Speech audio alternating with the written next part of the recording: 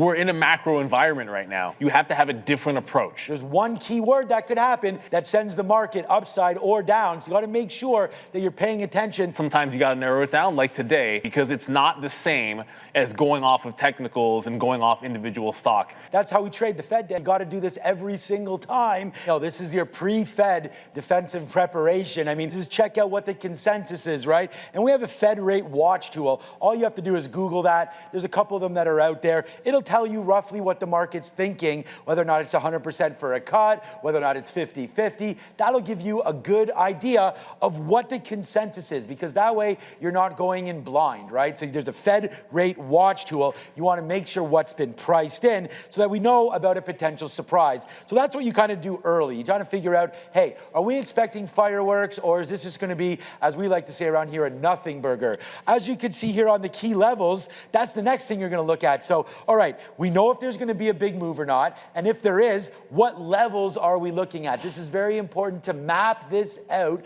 before the trade actually happens, and so you don't get stopped out on bad prices, or you understand where the market could go. So those are critical levels, both on the SPY and on the NASDAQ, or quite frankly, if you're trading gold, silver, the US dollar, the VIX, things like that, that will move on Fed days. Have a roadmap. Make it clear, easy, and decisive. And the last one, this is something that I think all traders should consider, and that is risk off.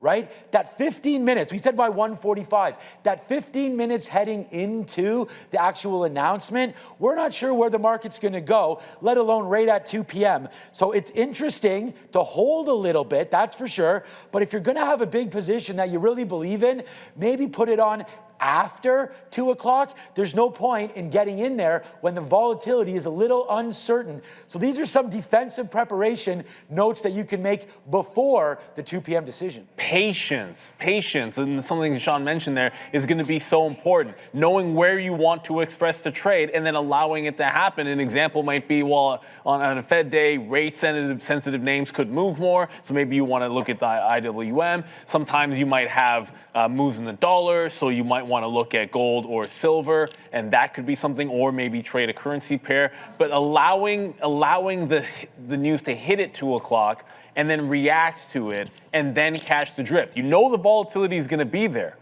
but if you're jumping the gun too early, you can get basically in and out of too many trades and chop yourself up. The number one point on this list is the algorithmic trading, the noise that can happen right at 2 p.m. because you're going to get descents, you're going to get dot plots sometimes as well. So watch out for those algos in the first couple minutes of trading. That could be very, very difficult to capture, and especially as a day trader, you don't want to get involved with all of that noise. Then this is the key thing as we wait for 2:30, right? That's when the Fed chair is going to actually stand on the podium and start to take questions, and those questions are what can throw a little bit of a wrench into the plans, right? There's one key word that could happen that sends the market upside or down. So you got to make sure that you're paying attention to the 2:30 presser. Very, very important. We can't say that enough. And then again, at 3 p.m., that's a little bit an hour after. You still have an hour until the close, right? So watch out for the trend. I mean, just in this simple example here, it's just a chart. You can see the trend is long, so